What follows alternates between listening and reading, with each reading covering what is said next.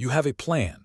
Actually, you have 12 plans, one in a notebook from 6 months ago, one on your phone from last Tuesday, one inside your head that you keep rearranging every time something goes wrong. And somewhere underneath all of them is the quiet, exhausting suspicion that none of them are quite right. This is the modern trap, not laziness, not lack of ambition, not even lack of discipline. The trap is complexity dressed as wisdom. You keep adding more goals, more systems, more strategies, more self-improvement books, and somehow, the more you add, the further you feel from actually knowing what to do next. You are not failing because you don't have a plan. You are failing because you have too many competing plans and no single unshakable direction underneath all of them.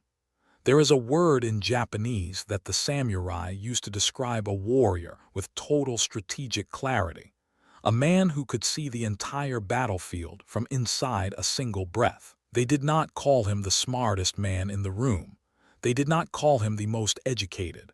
They called him Meikayo Shisui, a mind like still water reflecting the moon perfectly, not a mind full of strategies. A mind clear enough to see which single strategy was true, centuries before productivity systems, before morning routines went viral, before 5-year plan templates filled the internet.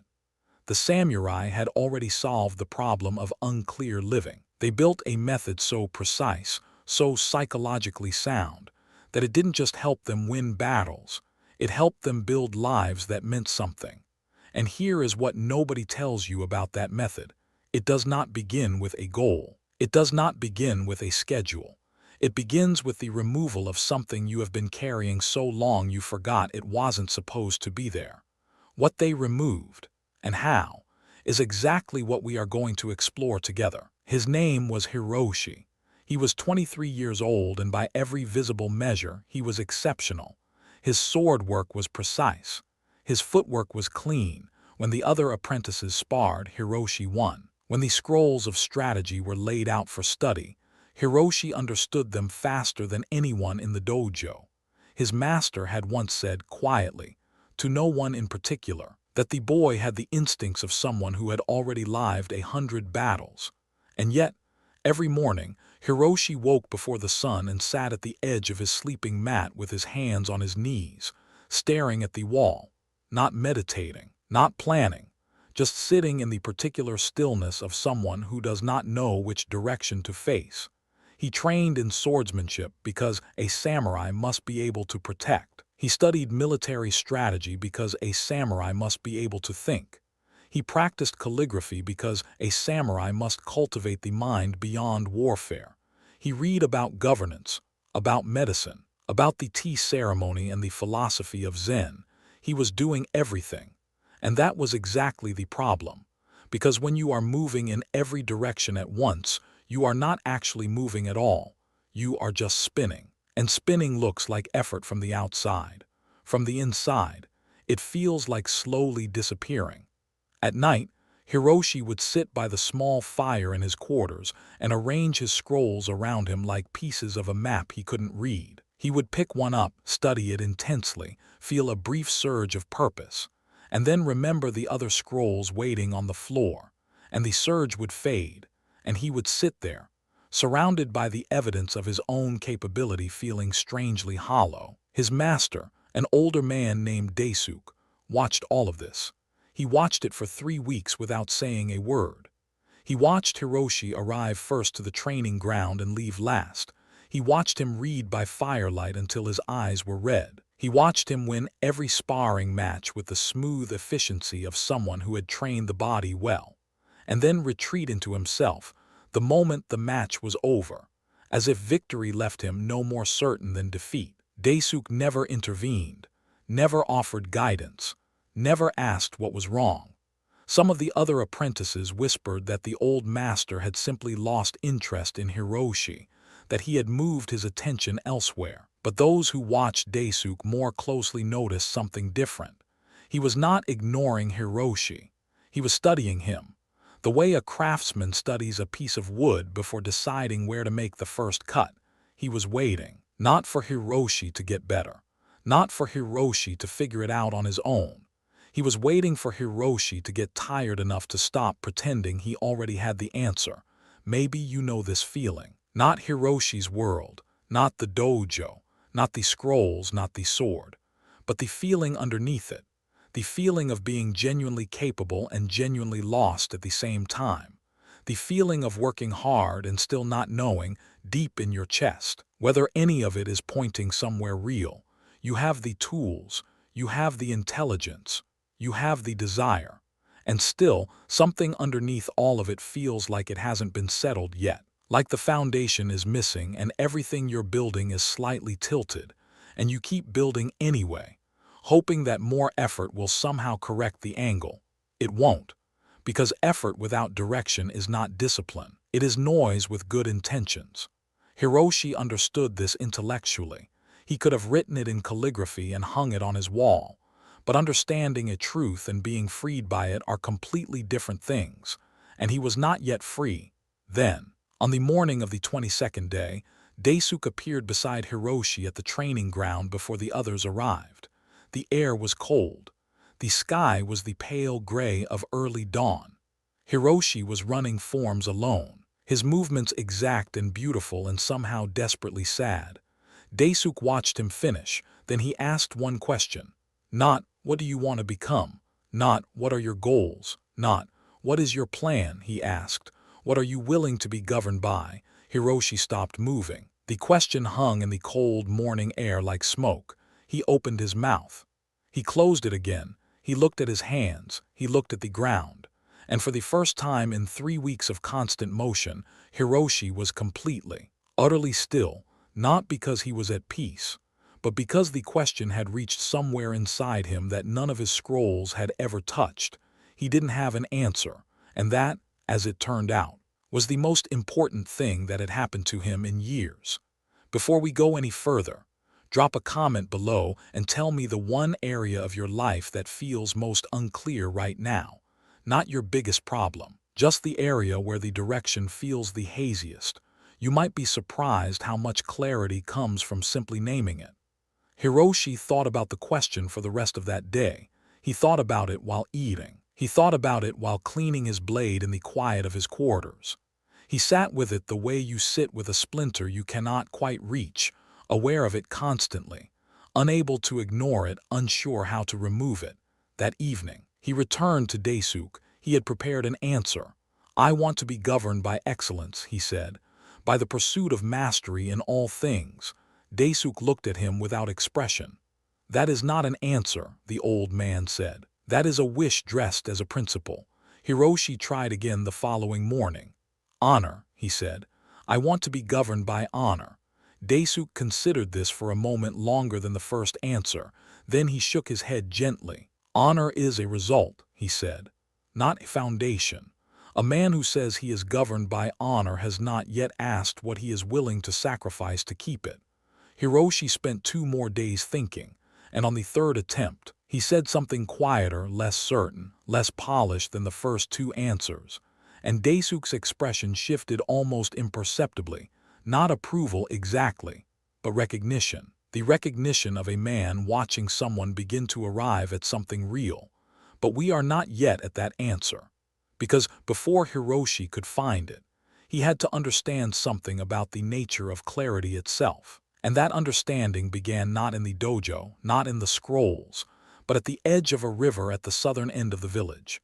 Daisuke gave Hiroshi a single instruction that morning: no training, no reading, no strategy. Go to the river. He said, sit there from sunrise to sunset.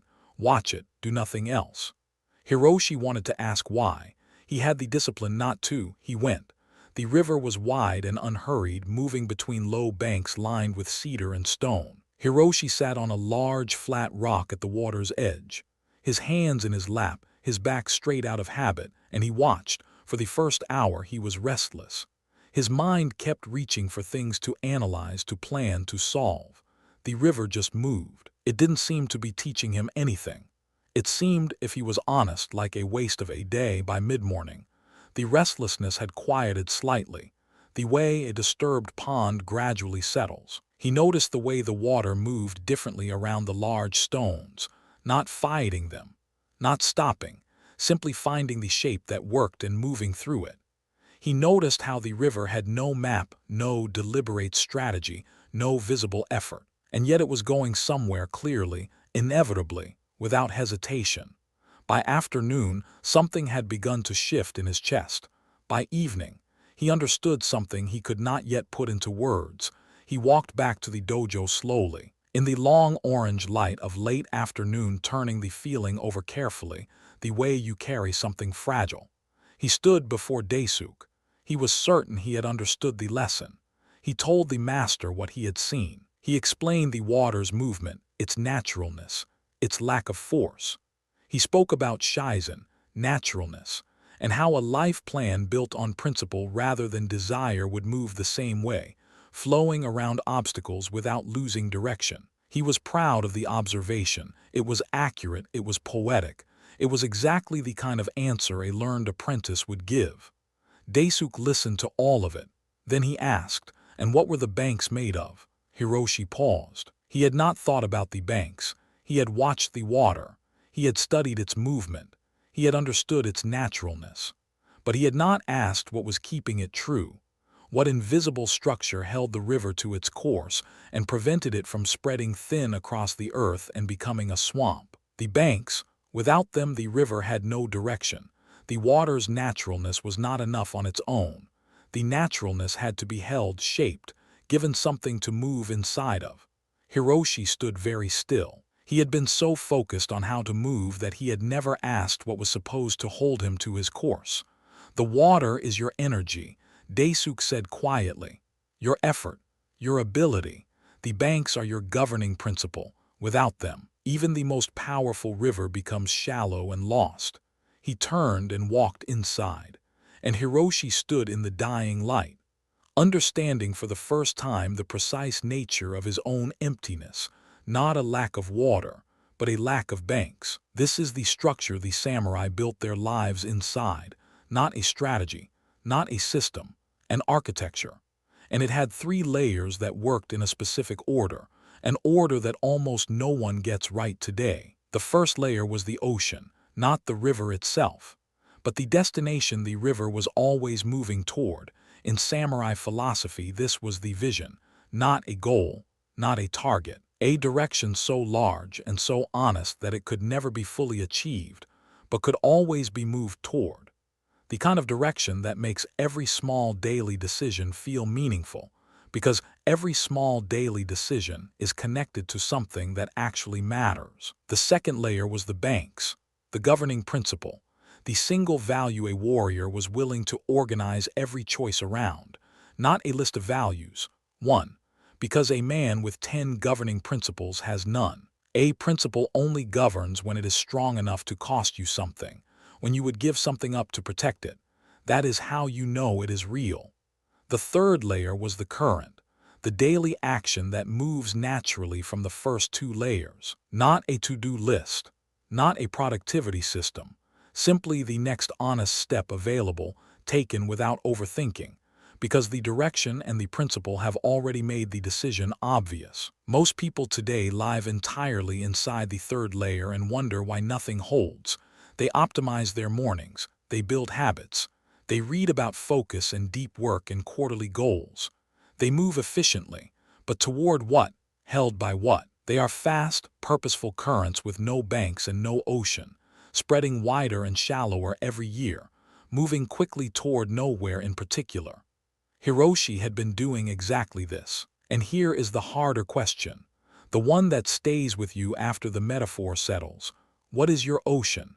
Not the career you think you should want, not the version of success someone else modeled for you. The actual, honest direction you feel in your chest when everything else goes quiet. The thing you would move toward even if no one was watching. And what are your banks? Not your values in theory. Values in theory are decorations. What is the one thing you are actually willing to be governed by? The one principle you would sacrifice something real to protect. If you cannot answer those 2 questions cleanly and quickly, you are building the third layer on air. Hiroshi could not answer them yet either, but he was for the first time asking the right questions, And the right questions have a way of doing something uncomfortable to a person. They reveal the enemy, not an outside enemy, not circumstances, not bad luck or lack of resources or difficult people, the enemy inside the war room. Hiroshi woke the next morning and tried to sit with the river's lesson. He tried to feel for his ocean to locate his banks. He sat quietly, searching inward with the same focused attention he gave to sword practice. And immediately, the noise began. What if I choose the wrong principle? What if my ocean is smaller than I think? What if I commit to a direction and discover later it was the wrong one? What if I am not the kind of person capable of this kind of clarity? Question after question. Each one dressed as reasonable caution. Each one wearing the face of wisdom while doing the work of fear. By mid-morning, Hiroshi had not moved, not physically. He was sitting exactly where he had started. But internally he had traveled a great distance, backward, into doubt, into comparison, into a tangled argument with himself that had no end and no winner. This is what the samurai called the second arrow. The first arrow is the obstacle, the wound, the uncertainty, the genuine difficulty of not yet knowing your direction. That arrow is real, it lands, it hurts. You cannot always prevent it. But the second arrow is the one you fire yourself. It is the self-criticism, the catastrophizing, the comparison to people who seem more certain. The decision to make the confusion means something terrible about you as a person. The first arrow wounds you. The second arrow keeps you on the ground. Hiroshi had been hit by the first arrow. He genuinely didn't know his governing principle yet. That was real and honest and appropriate for where he was in his development. But every second arrow he fired made the wound worse. Every "what if I choose wrong" turned a temporary uncertainty into a permanent identity. I am the kind of person who doesn't know. And once that becomes your identity, not knowing begins to feel safe, familiar, even, and clarity begins to feel dangerous. Because clarity requires commitment, and commitment means you might be wrong, and being wrong, to someone who has built their identity around being thoughtful and careful and thorough. That is the thing that cannot be tolerated. So instead of committing, you research, you plan more, you add another system, you read another book. The second arrow lands again. That evening, Hiroshi did something he had never done before. He went to Daisuke not with an answer, not with a polished observation, but with the truth. I cannot find it, he said. Every time I reach for it, I argue myself out of it before I can hold it. His voice was quieter than usual. There was no performance in it. Daisuke looked at him for a long moment. Then he said something Hiroshi did not expect. Good, the old man said. Now you know what was in the way. He paused. A warrior who does not know his enemy cannot defeat him. You have now met yours. He lives inside your own reasoning. He speaks in questions. He calls himself caution. And he has been costing you more than any opponent on a training ground ever could. Hiroshi felt something release in his chest, not dramatically, quietly, like a knot that had been there so long he had stopped noticing the tension. The second arrow, Daisuke said, is always optional. He went inside and returned a moment later with a small sheet of paper and a brush. Write 3 things, he said. Only 3, take as long as you need, but nothing more than 3. He set the paper on the table and left Hiroshi alone. Hiroshi sat with the brush in his hand for a long time. He was tempted to write a list. He was tempted to outline. He was tempted to draft and revise. But the instruction was clear, and he had learned enough now to understand that the temptation to add more was itself the problem, not the solution. He wrote slowly, the one thing I am willing to serve, the direction that serving it points me toward, the one action available to me today. Just 3 strokes of the brush, clean, simple, almost painfully plain after weeks of complexity. But when he read them back, something happened that he hadn't expected. They were true, not impressive, not comprehensive, not perfectly optimized. Just true. The way a single clear note from a flute is true in a way that 1,000 competing instruments are not. He brought the paper to Daisuke. The master read it. He did not speak immediately. He held the paper and looked at it the way a man looks at something he recognizes from a long time ago. Then he folded it carefully and placed it in Hiroshi's hand. "Keep it," he said. "Not on a wall, not in a frame, in your sleeve, where you will feel it when you reach for your blade." He said nothing else, but the silence that followed felt entirely different from the silences that had come before. This one was not empty. It was full. The way a room feels after something important has just been decided. This is the method, not complicated, not expensive, not requiring a weekend retreat or a productivity application or a complete life overhaul. 3 strokes. The first stroke is your governing principle. The single value you have decided is worth organizing your life around. Not 5 values, 1. The one you would not abandon even when it costs you something. For Hiroshi, after all of it, it was simple to make myself worthy of what I protect, not glory, not mastery as an abstract achievement, a living, daily commitment to deserving the responsibility he carried. The second stroke is your honest direction, where that principle, followed faithfully, actually points you, not where you think you should go, where it goes when you follow it without interference. For Hiroshi, it pointed not toward fame as a warrior but toward becoming a teacher, someone who passed the clarity on the river finding its ocean. The third stroke is today's action, not this year's plan, not this month's goal, the single honest, available action that moves you one step in the right direction, nothing more. Because one true step taken is worth more than 10 optimized steps planned and never taken. You can do this right now. You don't need a retreat. You don't need to have it perfectly figured out. You need a pen, piece of paper, and the willingness to write something true instead of something impressive. What are you willing to serve? Where does serving it actually point you? What is the one action available to you today? 3 strokes. That is the entire method. Its simplicity will tempt you to dismiss it. That temptation is the second arrow. Let it pass. Months went by. Hiroshi lived by the 3 strokes, not perfectly, not without difficulty, but honestly. And what he discovered was that the method did not make life easier exactly. It made life clearer, and clarity, it turns out, is a form of rest that no amount of sleep can provide. There were mornings when someone would offer him an opportunity that sounded attractive, a prestigious post, chance for recognition, path that would have impressed the people around him. He would reach into his sleeve. He would feel the paper. He would ask, "Does this serve what I said I was willing to serve?" Sometimes the answer was yes. He took those opportunities without hesitation. Sometimes the answer was no. He declined without explanation, without apology, without the long internal argument that used to follow every decision. The second arrow still came, sometimes. Old habits are patient. But now he could see it for what it was, a question pretending to be wisdom, and he could choose not to pick it up. There were harder days too. A friendship that frayed when he chose his principle over comfort. A period of months where his chosen direction showed no visible progress, and he had to trust the river even when the ocean felt impossibly far. A morning where everything in him wanted to unfold a fresh scroll and start a new plan, something bigger, more comprehensive, more certain. He would reach into his sleeve, 3 strokes, still true. He kept moving. Years passed the way years do when a person is actually living them, not watching them accumulate, but spending them on something real.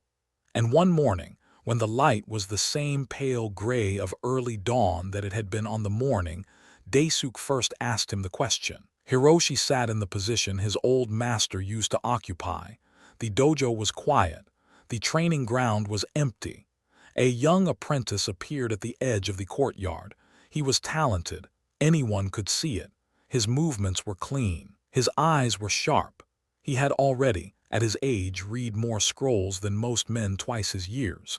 He was also completely, quietly lost. Hiroshi recognized him the way you recognize a reflection.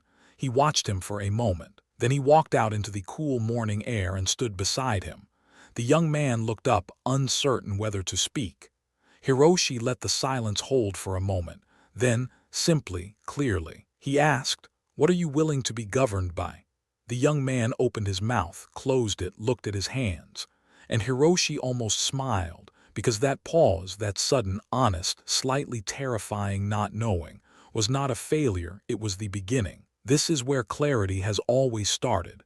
Not in the perfect plan, not in the right system or the optimized schedule or the comprehensive strategy. It starts in the willingness to ask one honest question and sit with it long enough to hear a real answer. The samurai did not master their lives because they were brilliant planners. They mastered their lives because they were honest enough to find the one thing worth planning around, and disciplined enough to let that one thing make their decisions for them. A clear life is not a complicated life. It is a governed life. One principle, one direction, one honest step at a time. The river knows where it is going because the banks hold it true. The water doesn't need to figure out the ocean. It just needs to move in the right direction and trust the architecture beneath it. You already have the water. You already have the energy, the ability, the desire to move. The only question is whether you are willing to build the banks, 3 strokes. That is all it takes to begin.